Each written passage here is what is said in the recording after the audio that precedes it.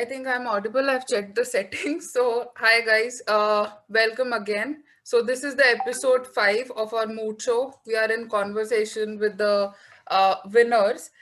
Before I introduce them, let me tell you, they are from third year Symbiosis Law School, Noida. And I was just having a brief conversation because we are sort of from the same university, so it's good to host my super juniors, like as we call them in our legal lingo. So, guys, welcome. Thanks for taking out time on a Sunday. I know, because of COVID, we do make plans, and because of the unlockdown, we make plans. But you guys are here. So let's just start with a brief conversation and a brief introduction about you guys. Which year?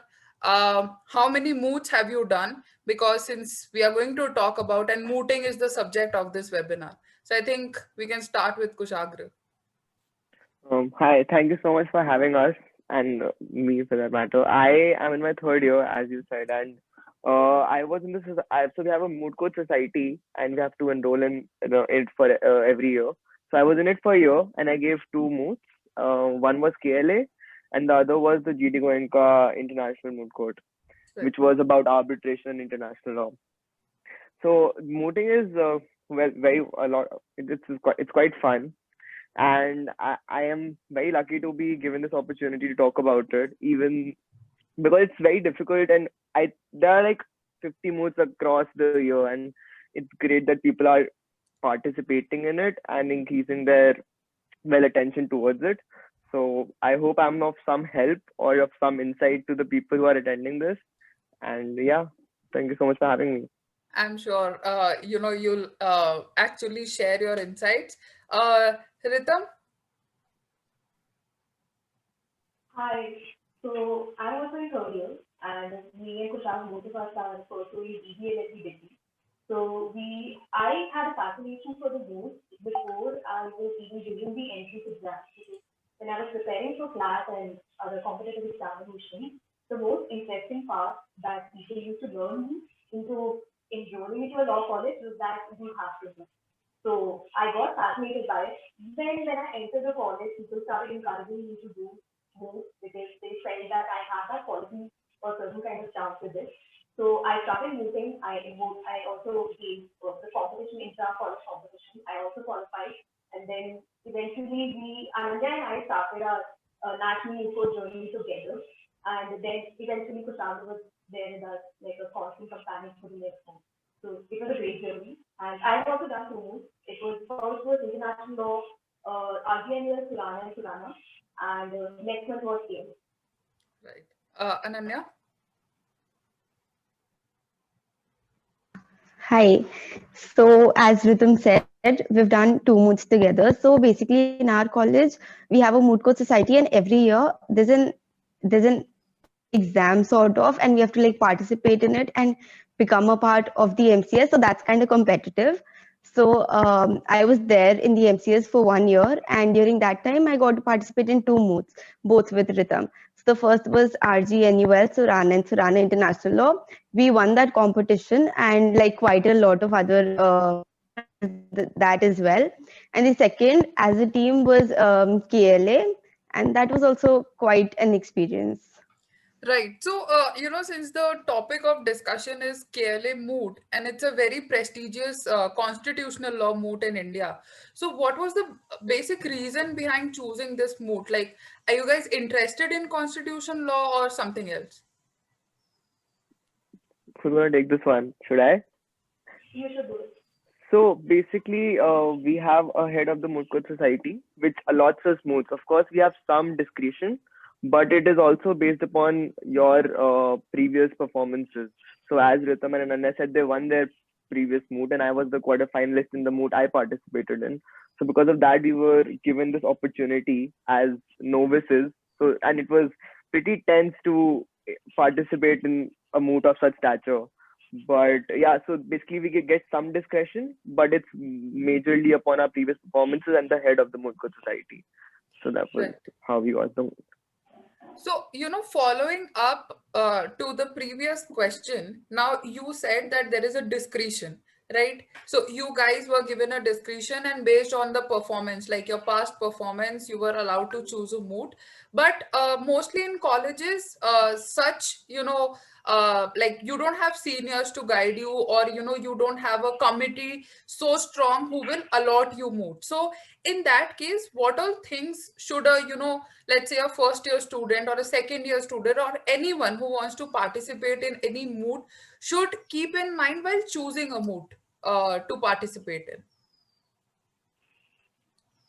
Um, I think, I'll take up that maybe. So yeah. I believe like while taking a mood, especially as a first year student, the person shouldn't take too much on his plate or her plate. So you shouldn't like aim for an international law maybe while you're in your first year, because that's something a little different from Indian law. Right. And at the same time, you should be open to opportunities in the sense that you shouldn't restrict yourself to the laws that you're studying in your first year, because it's very possible that within the limited laws that you're studying in your first year, you might not find a mood. And moreover, I feel one thing which is of primary importance is how much time you're getting to prepare for the mood. That is very essential. So, like getting 1 month time for a complex mood might not be something a first year student would be able to do. So, I feel these are the things that a person can keep in mind. Right. So now I think when I was having a brief discussion with you guys, I think Kushagra mentioned that this mood was a physical mood. You guys did this mood before the COVID happened. So, Luckily. right, right. So how much time did you spend, from let's say preparing, strategizing, then finally formulating your memos? So let's say you receive your mood proposition, you break it down, you guys have your brainstorming session. Generally, how much time did you guys spend in preparing for the mood? Okay, if I can take this question. So, we got our news proposition that we were allotted the food in the first week of January, and we got to know that we have to submit this memo in the first week of February. So, Ananya and I had a previous experience of 2 months for preparing an international law. Now, this was Even a I opposite move because it was constitutional law. Although we were studying and we were aware of the latest law of constitutional law, so we were able to grasp the subject very well, but we also had to make sure that we deliver a memo which is of a certain standard. Because within a given time, we also had assignments and project submissions. We remember working from 8 in the morning till 8 in the evening, and after 8 p.m. we were starting with the assignments that we have to submit next week. So that was really challenging. Like we all were so packed up with our schedules, we had to make it very clear that we have to be on timeline because after the memo submission, we just only had 3 days to prepare for our oral task. That was another challenge that we had to tackle. So we made sure that we submit and guide and prepare ourselves and we break up the timeline in such a manner that if we have a competition of 4 months, 4 weeks, sorry, so we have to prepare for the outline in the first week. Then we have to verify that. We have to discuss those arguments, and in the last or the 2 weeks or 1.5 weeks, you have to start drafting because that takes a lot of time and preparation, and also a lot of research goes hand in hand by drafting. So that is what you should do ideally in a 4 week. Right, right. So, you guys were lucky that you were together when you were preparing for this mood. So, let's say you get a mood proposition.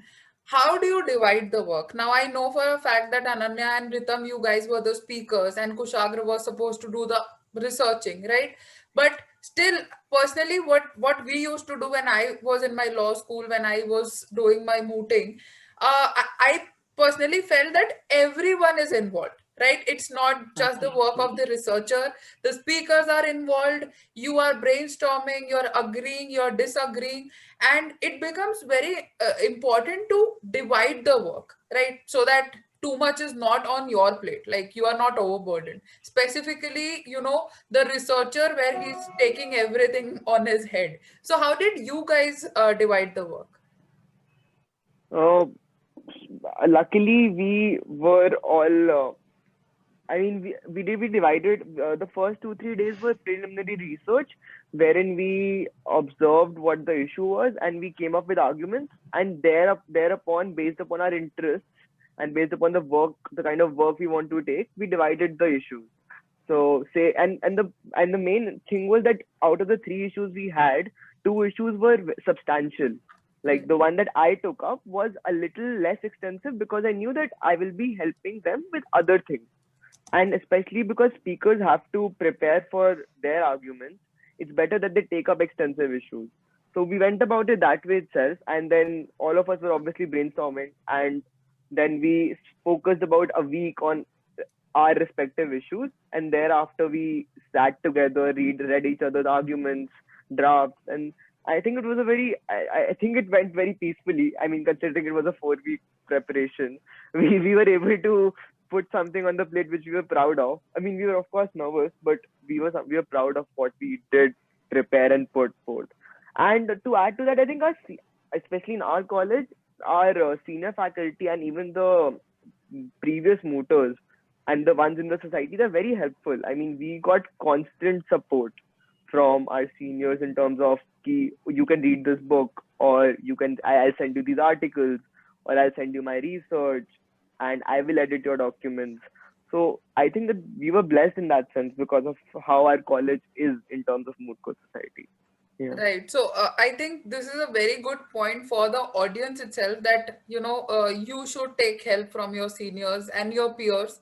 Peer review, I think, in our legal domain is extremely important, because one argument can be looked from a different perspective. I think you might have a different perspective. I might have a different perspective.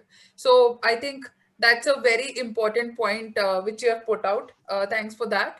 So, let's just focus on elephant in the room now. So, memo, right? Whenever we are going for a moot court competition, memo is your Bible, where you have written everything, right? I have seen people putting hundred of sticky notes on their memo itself, the document which they take, and referring to it every now and then.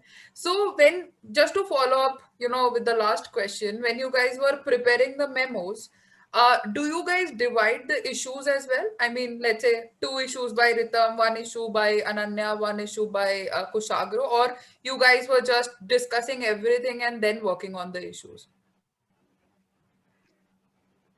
So we divided the issues amongst ourselves. So, like as Kushagra said, the first 2 3 days we did a very preliminary research and like see what our calling was. So all of us took up one issue according to that, and then we worked specifically on our issue, and we would only follow up with the other person in respect of how much research they had done with their issue, like in their issue. So that was how we went about it, and I feel like that helps you focus on the issue that you're dealing with instead of like brainstorming on the entire problem. That streamlines the work a little bit. So that's what we did, and we drafted our part and compiled the entire work together to like make the memorial. That's how we went about it.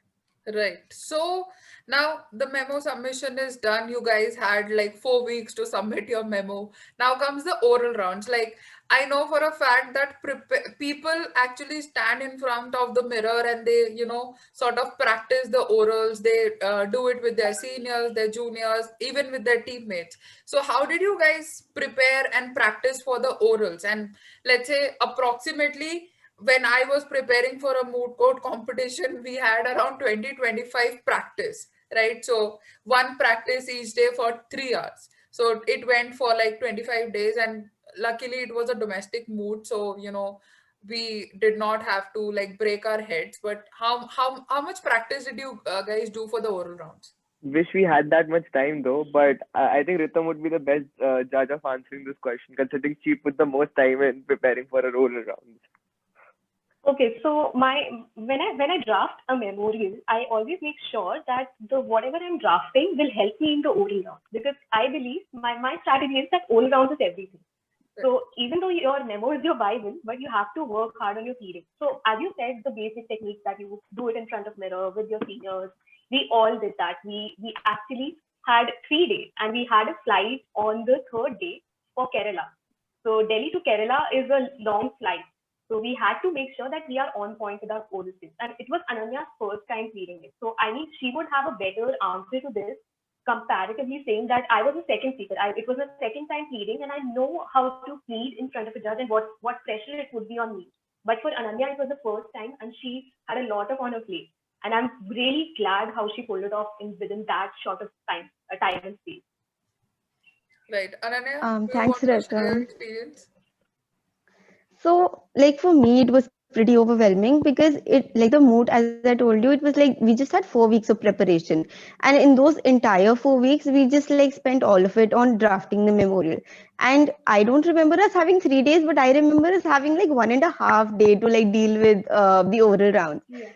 So what we did was we talked to a few seniors, and our seniors had like I guess their exams going on or something, and like a lot of seniors weren't free, so like we had to Mostly like they were pursue on them. their And internship that point. They were on their Right. yeah, When for you internship, some so were they did reason they not were even had time to busy. listen to us. Yeah, yeah. So I think we spent one we had to entire day. I think we spent one entire day giving 5 different pleadings, right? And I was busy printing the memorials while you guys were slogging your asses off. Oh, I But remember yeah, yeah. please that. continue. So we gave like 5, 6 rounds of pleading. We didn't have time for 20 rounds, definitely. And even after that, I remember even on the flight to Kerala, all of us were like making notes and preparing for what all we had to speak in the oral rounds. Lucky for us, we had like put in more efforts in the research, so we were a little confident that we would be able to at least put forward the research that we had done, if not anything else. And I felt that that made us a little more confident. Other than that, we hadn't prepared well for the oral rounds as such. Like we didn't get that much time. Okay, that's really honest, Ananya. Thank you for that. So, now you guys travel from north to south. That would have been a different experience, from Delhi's cold weather to traveling to Kerala.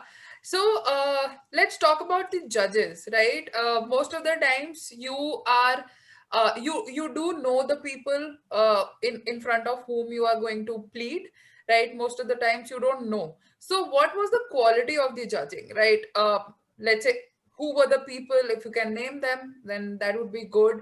Also, just to add to it, most of the times judges are, bought into the competition on a very short notice. So they don't really have time to go through your entire memos, the facts and the case laws and everything, right? So how were the judges and were they well acquainted with the facts of like with the mood proposition itself? Kushak, do you want to take this? Sure. I think there's a vast difference between the cultures of Kerala or the south and the north. I mean, both all the three of us have had pleaded before or had given moods which were in the north part of India, and the judges are a bit more relaxed and a bit less blunt. I mean, and also they are not the most well prepared when it comes to facts and everything. But here in South, we got like the quality of judges was amazing in the sense that it was very challenging for both the speakers to present their points without being rebutted or without being questioned about it a lot. And I remember it was the semi-finals or round number two where Ananya and Ritam had a very bad time because there was a judge who was just not stopping. He would and that was his knowledge. It wasn't that he was just rebutting them for the heck of it. But I think he was very, very well versed with law, with the point of law, as well as the facts or the understanding of it. I'm pretty sure that Ananya will be able to explain that better, her Uh, experience with that judge. Ritam or Ananya, do you want to share with us the experience, just the experience which Kushagra talked about? I'll follow after. So yeah, you want me to take that, Ritam? I'll follow after you, Adam. All right. So I believe it was the quarters in which we had like a really strict judge, and he was actually a constitutional law professor, and he was really well versed with the laws. So whatever cases we were putting forward, he knew if those cases had a standing or not. And that was an extremely tough round, but I believe that we were like able to stand on our ground for the reason that our opponent team like did a little badly. So, in the sense that they did not have as many case laws or things supporting their arguments. So that was a really challenging round. But like in general, also the judges were pretty well versed with the facts and the laws. And yeah, and for the finals, actually, we got to play it in front of the Kerala High Court judges. So that was quite an experience. Yeah, and moreover, when I remember semi-finals that Sushant was talking about, the judge was not stopping, and we had been in front of the we were against the team which was already doing so well from the prelims because they won the best speaker award, they won the best memo award, I think, and they were really pretty well. I mean, we also saw their memo, and with the previous experience of the round, we were like that they are really a competition that is of our level. Until now, we weren't that afraid of them.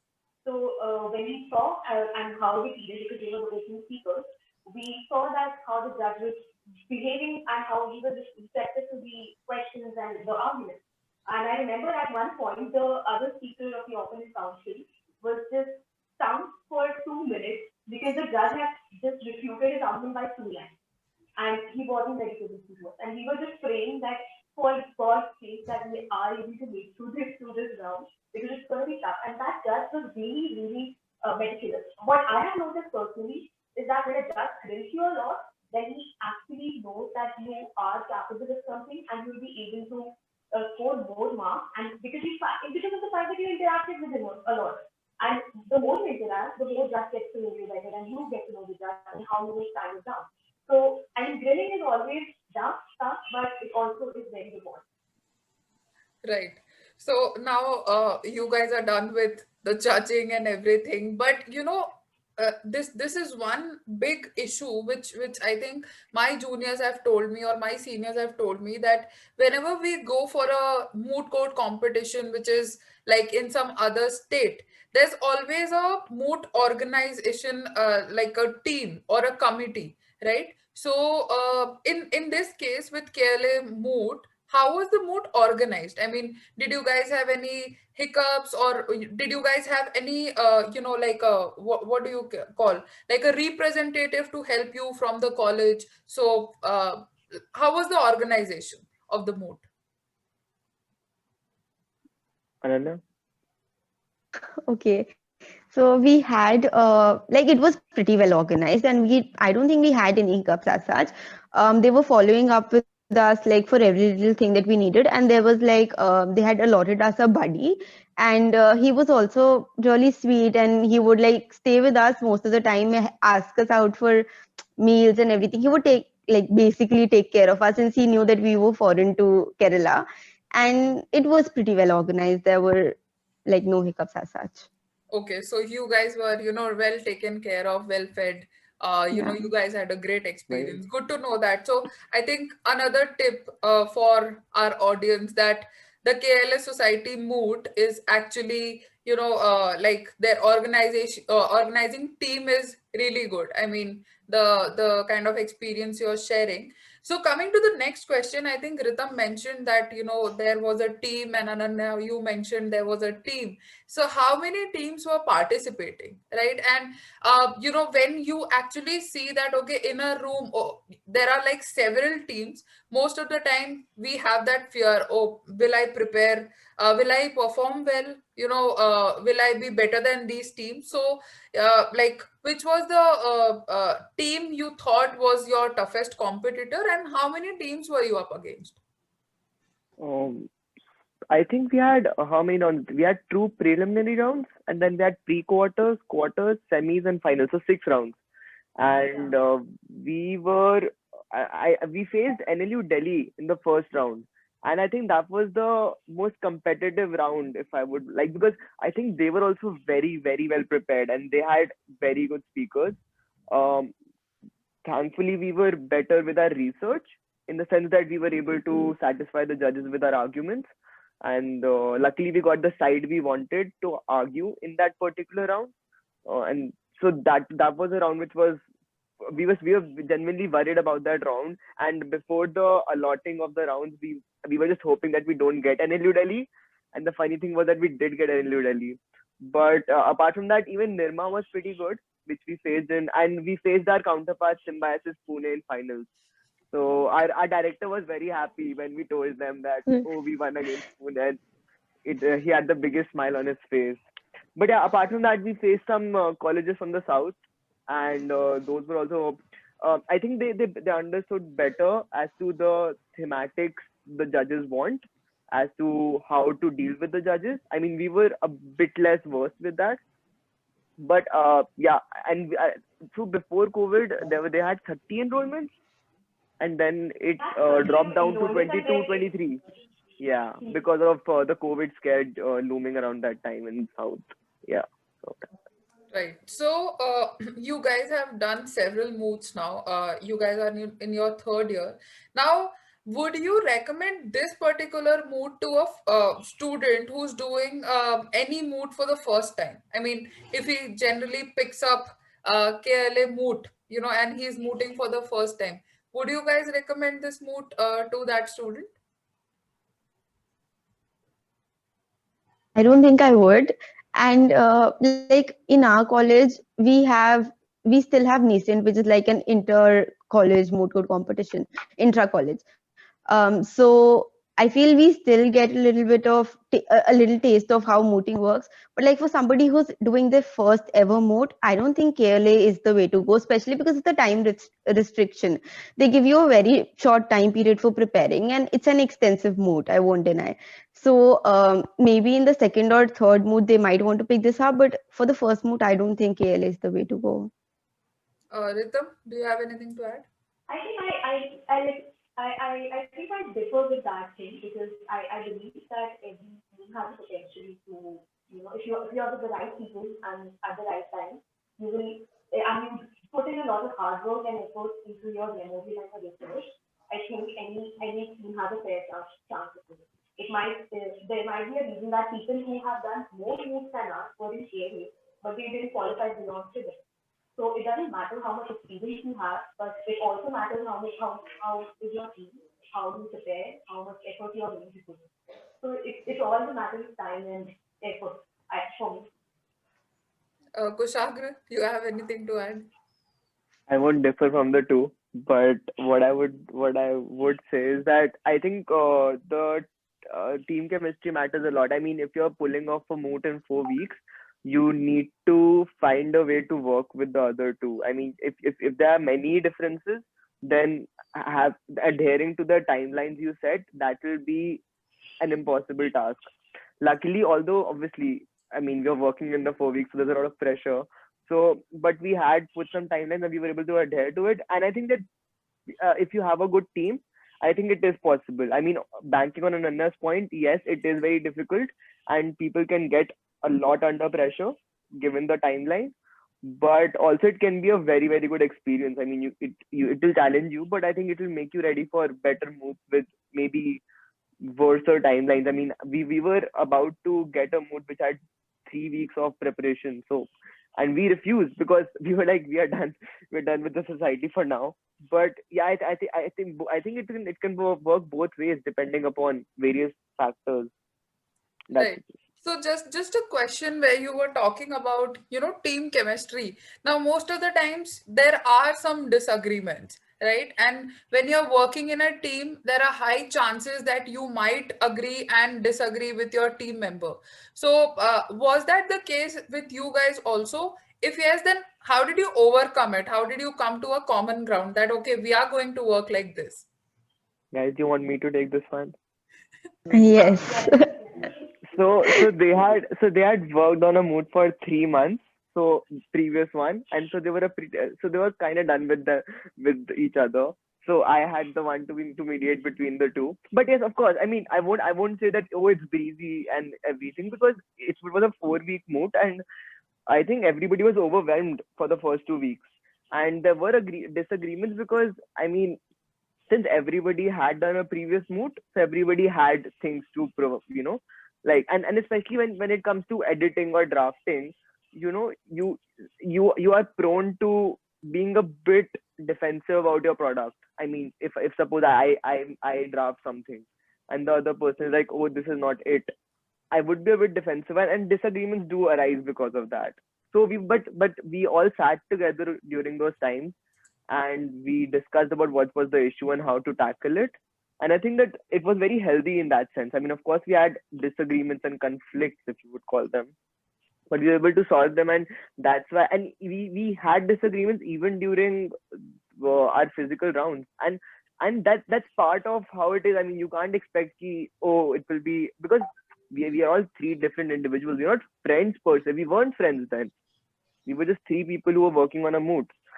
So, but now we are friends. But my point is that it's not easy, but you just have to sit together and work, because you know have to understand that there's a finality to it.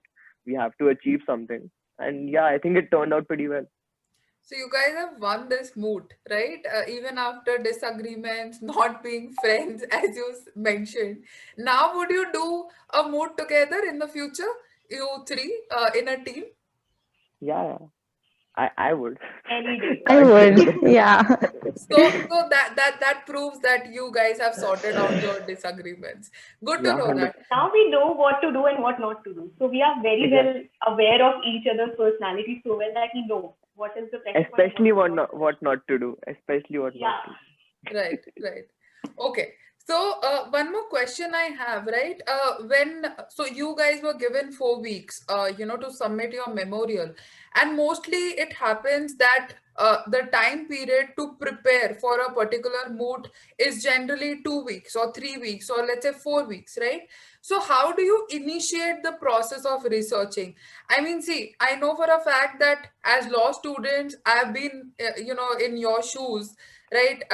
We take help of Google. Okay, so we'll start with Google, or let's say we read some books. So how do you initiate that particular process of researching about the mood proposition, or let's say just finding out the issue? So you will have to research, right? So how do you initiate that? Whoever wants to take this question.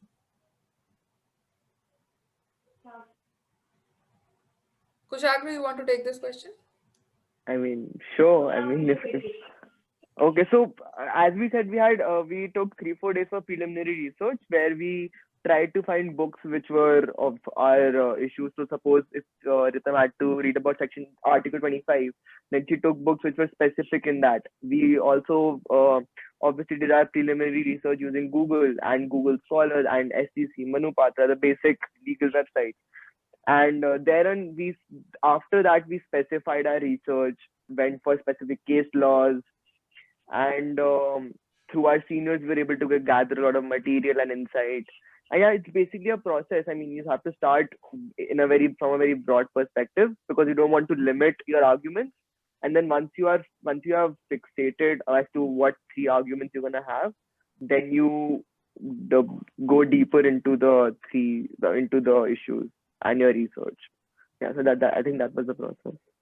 Right. So, one more question, which I think helps a lot of mooters, right, in general, that once you're done with the memo, or let's say you are done with the bare body, like a blueprint of the memo, and you have not finalized it yet, you run it through your teachers, your seniors, or your friends just to get a different perspective. So, did you guys do that, or were you guys circulating the memo in between yourself? No, we did. We actually made sure that we consult the people who actually are known for working on this area of law. So we had a really fantastic professor at our college of constitutional law. So he is really talented and he knows his constitutional law like very little. So he knew that what to do and what not to do. So he guided us personally. We went to him for several consultations. Then he also asked our seniors who had worked previously on this note as well as who had worked on other constitutional law. So they also helped us in cutting out the chunks and also concentrating that this is more than not a kind of research paper that we need to focus on both and material. It's more about how you play with the facts and how you present your facts in a very creative manner to the judge. Right, right. So there was this one question, if you guys remember, I asked you about the judges, right? How well versed were the judges with the facts?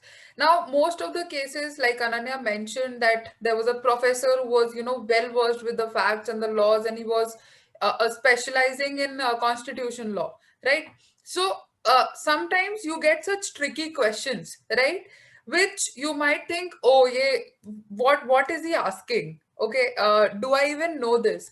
But in that particular, what do you say, heat of the moment, you're like, I don't know this, right? You're like, I don't know this. This is very tough.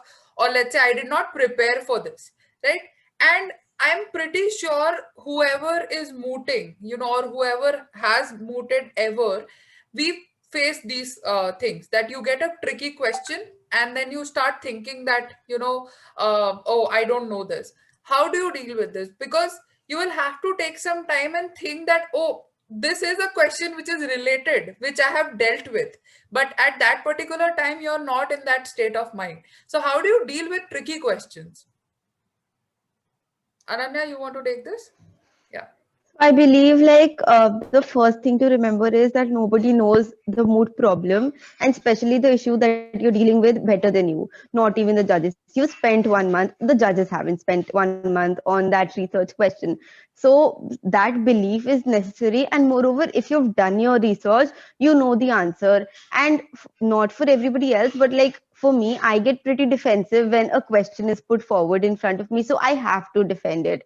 And if I know the law, if I know the case laws and the research and the issue and everything, I did come up with an argument. I there wasn't a question where I got overwhelmed and thought that this is a difficult question and I haven't dealt with it. So I believe you have to put in time and effort into your research, and that is just the magic mantra for a moat. Right, right. Okay, perfect. Rhythm, do you have anything to share? I think it's perfect. Like he summed it up correctly. I don't think I have anything further to add. Okay, okay. So, Kushagra, can you tell something about your researcher's test? How was it? We did not have a researcher's test. I wish we had, so I would have gotten a separate award, but we did not have, so I could not participate. Right, but did you have a researcher test in the previous moods which you have participated? In the previous mood, which was an arbitration setting, I was pleading. So I did not get a chance to have to take the researcher's test. Okay, I would ask a very strange question, and this is for Ritam and Ananya. So, most of the times what happens is, and this is a quite a fun site. We used to have this HNMCC in HNLU, and there I used to see that when a speaker is on the podium talking, right, the researcher will pass some chits. Okay, and I've seen a situation where the speaker is like, don't give me anything. Okay, don't give me anything. I do not want to include this. Let me just get finished. And to be very honest, that team even qualified for the semis. Okay, they were representing a very renowned institution. I don't want to name them, but I still remember that scene. Okay, so how important are those small chits in between when the speaker is actually speaking and the researcher has actually something to add? Who wants to take this? Kushagra, do you want to take this question? And Ananya can Ananya start. can take this question. Okay, Ananya. Okay, so in the prelims, I remember there was this point when Ritam and Kushagra were constantly passing chits to me. And I believe, from their point of view, I understand that there might have been points that I was missing out on. But for me, I did not want to look at those chits because it would break my flow. But I feel there has to be a balance. You can't totally rely on the chits. At the same time, you can't totally be on your own and think that I will not look at the chits they're passing me. So there has to be a balance, but at the same time, the chits need to be very minimal. You can't keep passing chits and expect the speaker to I, rely I'll on those add chits. no, I'll add something to that because I think that it's incomplete what she's saying. So I agree with what she's saying in the sense that there has to be a stopping point. But the thing was that it was the first round, and this was my first time being the researcher. So I thought that this is the only thing I can do during orals. So I will try to do all I can. So that's why I was passing chits after chits, and after a time, so it was a small stool, and after a point, the stool was filled. There was no space to put even her notes. So that's why we understood that there is no point. Plus, I think that it diminishes the confidence of the speaker as well as the judge, because then he feels that, oh, the speaker is needing a lot of help or he's unaware. And so that then as Ananya said, there needs to be a balance. That's all. Ritam, did this happen I with think you as well? so. I am in pro of passing tricks, but now obviously not too many tricks that judges are like, "What are you doing? You should just let the researchers." But no, I mean, I like being reminded of something or some other fact. Like Kushaku also helped me in some point of law, and we actually, I think his quarter was Penny. I don't remember the round, but Kushaku had a point of law. I stated that point of law to the judge in KLA itself, and the judge in fact was like, no, I don't agree this is the correct proposition of law. And we were very adamant on that point that no, this is the correct proposition, and we had research on it. We were not correct and you're not also wrong in a sense. So Judge was grilling us on that one. But after the round got over, we calmly approached him at the side and made him understood the point that what we are trying to say. He also agreed to that point. So in that way, researcher always helps you in tricky situations like these. When a judge is also not convinced and you're also adamant. So that also helps. And trick passing, I think I remember in the first competition that we had, Ananya and Varaka, it was finals, and you're feeding in front of a large audience. And Ananya and one more another partner were passing tips to me. So I remember in the final last of the round, I ignored the tips completely, and I was just speaking. And I really did not care whatever the people were passing to. It always depends on what the judge's mood is and how you are confident in your material. Right. So, between two rounds, most of the times there is a break. Like, let's say you are done with your part and then you have a break. And I have seen that, generally the teams, they go for a long walk or they'll eat something, take some time off, work on their memos, revise, practice. So, how did you guys utilize the break if you had any between two rounds? Uh, what is the correct way to utilize the break? Should you actually go through the memos again, practice, or you should just trust whatever you have done before and just enjoy and relax during that break?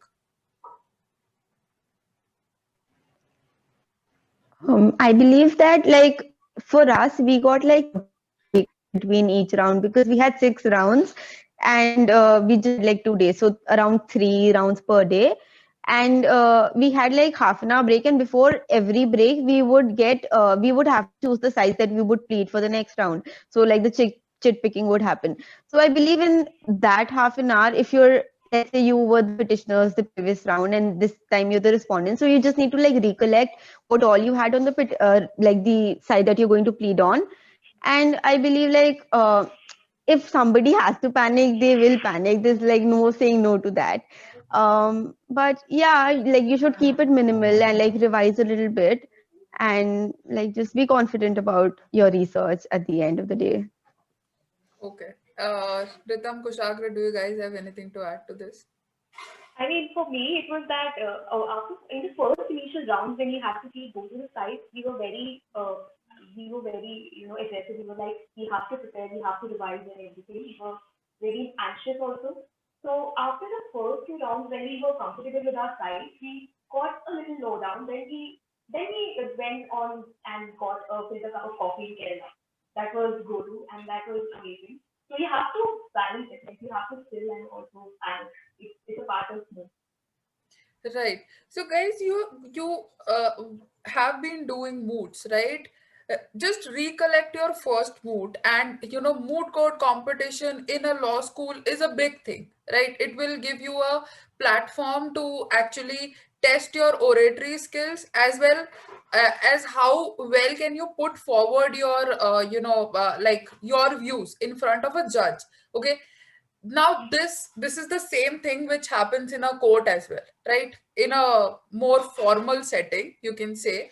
But I believe a lot of students in our audience might be in their first year, second year, or they might want to participate in a moot court competition. And some people are not very confident when they are speaking for the first time, right? So how did you guys tackle the stage fear in your first moots? So I think in the first mood, what also happened, it was also of a similar time frame. Like we had a lot of time for the memorials, and it was international law. So it was the first national moot, and that was international law. So we were little anxious about because it was a law subject that fourth-year learners used to study, and we were just in second year. So but my partner and I agreed to the fact with that we had a really less time because after our exam we had to rush to the venue for the proceedings, and we had some situations that because of which we did not have a lot of time to practice. So we made sure that we practice in front of each other, we practice in front of the mirror, we do as much as on our part. If nobody else is going to listen to you, if you do not have people who will be able to help you with your argument, at least you get yourself to practice enough that you are able to qualify and you are able to convince other people. So it isn't that people who are experienced should only lead or you should only lead or practice with someone who has an experience. You should also practice with your friends or your colleagues. They might also give you some insight to it. So it was an anxious thing because I remember feeling this fear in the first time I set my foot on the podium in the national. I remember that particularly, and I did very well. So I think if the anxiousness had I think, yeah, Rhythm, can you repeat the last line? I think we lost you. I'm so sorry. Am I audible now? Yeah, you're audible now. Cool. So I think anxious is always there. So I was saying that I was really anxious in my first reading in the national mood because I did not know the setting. I really have practiced enough and managed to forward within 3 days. So I had a sense of fear, but I also you have to have that confidence in your material and your research that you are going to speak anything. You might say A, B, C, D, but you have to speak anything there. So Right. it's that anxiousness that helps. Kushagra, Ananya, you guys want to add something?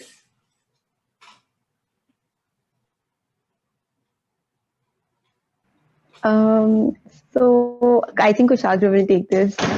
Okay. Kushagra, I think you're on mute. Oh, I'm so sorry. So my first moot, I have never been fond of public speaking. I never wanted to get into litigation. But what I was told was that if you're in the law school, you have to be in the moot court society. You have to give a moot.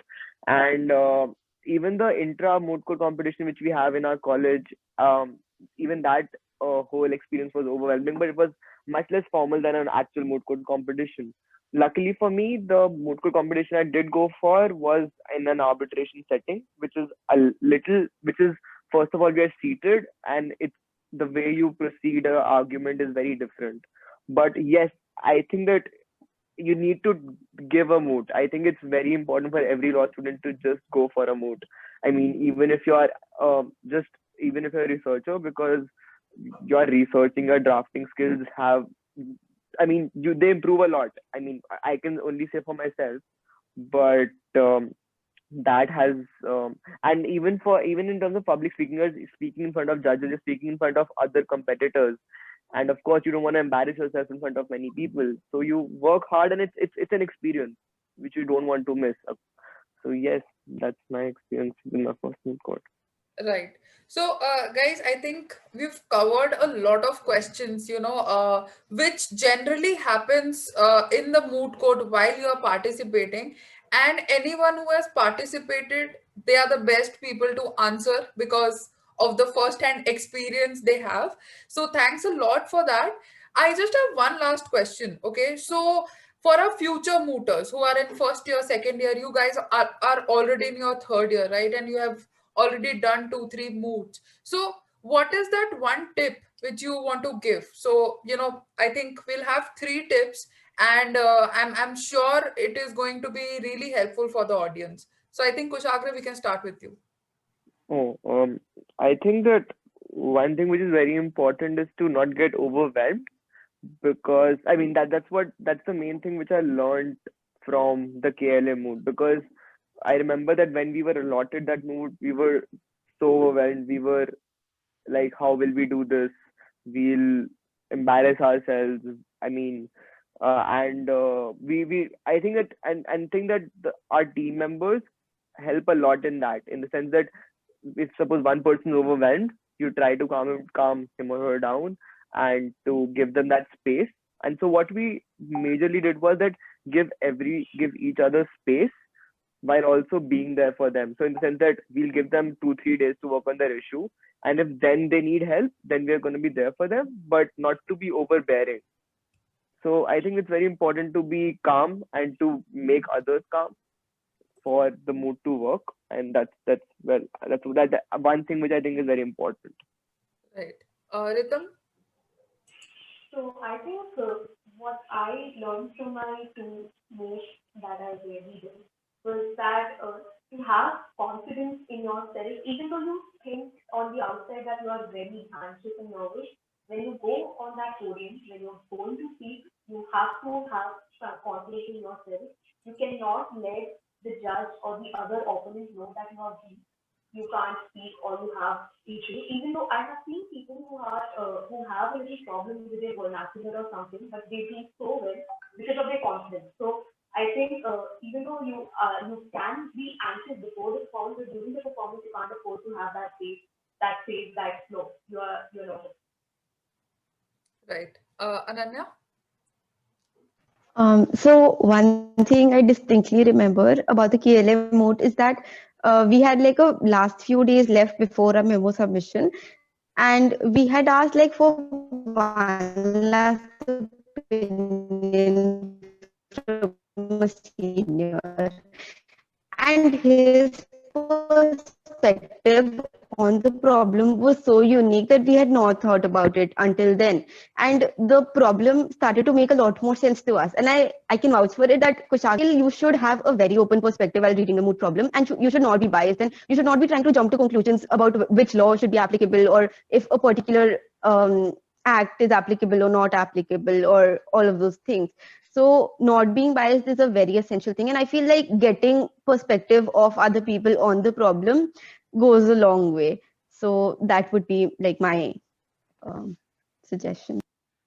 Right. So I think I have asked you guys a lot of questions, and I'm really thankful for sharing your experience and for the tips. And I believe these are the tips and the first-hand experience from the speakers who have actually gone through the entire process is extremely important. And from the audience, whoever wants to now go for the KLM moot, I think they have the first-hand experience of how it goes. And thanks a lot, guys. And thanks a lot for taking out time on a Sunday to share your experience. I hope you guys participate in other moods as well, and I get a chance to host you guys again. So for the attendees, I hope this was a very useful webinar. Feel free to share your feedback with us, and you guys can connect with our speakers on LinkedIn. I think that's a very good way to notice that what they are doing. And also, if you are ever attending or going for this moot, you can obviously reach out to them for any kind of help, and I believe that you guys would be happy to help. So thanks a lot everyone for attending. There's a feedback form in the chat section. Feel free to like fill it. There's a question for you guys in the chat box. It's by Sanskar. So he's asking how to deal with the time where judges grill you more and you don't have time to complete your issues. Okay, so this happens a lot in the mood competition that the judges are so very interested in your argument and they just want to review more. So my tip would be that if a judge tries to pose you a question, you answer that in a very compact manner, and then also add on to your issue that you're trying to see. Amalgamate your issue outline. When you make an argument sheet, you have to put pointers in. So when you put pointers, you have a mind map. So when you use that map or that pointer, you also amalgamate your answer to the question of the judge, and then you add on to your question or your pointer. So in that way, when you are trying to answer it, you are also completing your one side of argument. So that helps you tackle the time issue when you are grilled by the judge. Right. Ananya, do you have anything to add to this? I believe like Ritam gave a very useful tip, and for that matter, if you feel that the time is running out and the judge points that, and you feel that you've not covered your issue, you can ask for like 2 more minutes of extension and ask them to like briefly summarize your issue, because you should at least put forward the points that you've researched on. So that should like help.